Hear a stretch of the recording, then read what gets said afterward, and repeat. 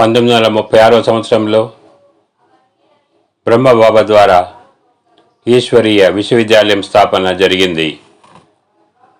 మరియు స్వామి వివేకానంద, శ్రీ అరవింద్ గారు వారి జీవిత చరిత్రలో అన్నారు, భారత్ పునః జాగృతమవుతుంది, భారత్ ఎదుగుతుంది, విశ్వానికి మార్గదర్శకం చేస్తుంది ఆధ్యాత్మిక తత్వంతో. దీనికి నిమిత్తముగా బ్రహ్మబాబా ఆవిర్భవించారు. నాకు సంపూర్ణ విశ్వాసం ఉంది. బ్రహ్మకుమారి విశ్వవిద్యాలయం ద్వారా భారత్ను విశ్వగురువుగా చేసే నేతృత్వాన్ని బ్రహ్మకుమారి విశ్వవిద్యాలయం చేస్తుంది. నిన్నటి కార్యక్రమంలో నాకు తెలిసినంత వరకు, ఎంతవరకు నేను తెలుసో అంత యాజ్ పర్ మై నాలెడ్జ్, ఎన్ని ఆధ్యాత్మిక ధార్మిక సంస్థలు ఉన్నాయో, విశ్వమంతా తమ కార్యక్రమం చేస్తున్నాయో, ఇందులో బ్రహ్మకుమారి విశ్వవిద్యాలయం ఎలాంటిది అంటే, ఇందులో మహిళలకు ప్రాధాన్యత, సోదరిమణులకు ప్రాధాన్యత ఉంది. వారు ఈ సంస్థకు నేతృత్వం వహిస్తున్నారు. ఇది మన సంస్కృతి యొక్క గౌరవం. మరియు మన ఉపాసన పద్ధతిలో ఒక మంత్రం ఉంది, सर्वमंगल मांगल्ये शिवे सर्वार्थ साधिके शरण्ये त्र्यंबके गौरी नारायणी नमस्तुते జయంతి మంగళకాళి భద్రకాళి కపాలని.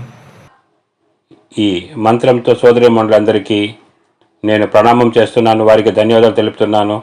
ఏ విధంగా వారు భారతీయ సంస్కృతికి పతాకాన్ని విశ్వమంతా ఎగురవేస్తున్నారు. మున్ముందు కూడా విశ్వగురు పదవిపై ఏ సహకారం ఉంటుందో అది తప్పకుండా అమూల్యమే. ఎందుకంటే మీరంతా బ్రహ్మకుమారి బాబా వాళ్ళు. మీరు బ్రహ్మకుమారి బాబా వాళ్ళు సామాన్యులు కాల్జాలరు. వారు విశేషమైన ఆత్మ, విశేష ఆత్మ, విశేష కార్యం కొరకు ఈ భూమిపై జన్మ తీసుకున్నారు. జ్ఞానం, యోగం, ధారణ, సేవ మీ విశేషమైనటువంటి లక్ష్యం. ఇవన్నీ మీరు సాధించారు. ఈనాటి విషయం గీతపై చెప్పాల్సి ఉంది. ఈనాటి ఆధునిక యుగంలో గీతను ఎలా సమ్మిళితం చేయాలి, జీవితంలో గీతను ఎలా ఆచరించాలి, ఇక్కడ ఎంతమంది సోదర సోదరి మండలిని కలుస్తున్నామో వారి ఆలోచనలన్నీ గీత నుండే చేస్తున్నారు. నాకేమనిపిస్తుందంటే ఈ ప్రాంగణంలోకి చూసి వీరు గీతని ఆచరిస్తున్నారు. అక్కడక్కడ స్లోగన్ ఏవైతే వ్రాసి ఉన్నారో గ్యాలరీలలో, గదులలో, అవన్నీ గీత నుండి ఆధారితమైనవి. వీరు అన్ని వైపుల నుండి గీతని తెలుపుతున్నారు.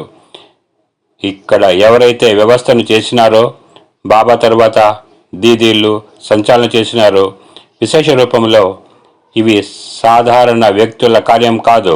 ఈశ్వరుని మరియు బాబా యొక్క విశేషమైన కృప ఎవరిపైన ఉందో వారే ఈ కార్యాన్ని చేయగలరు.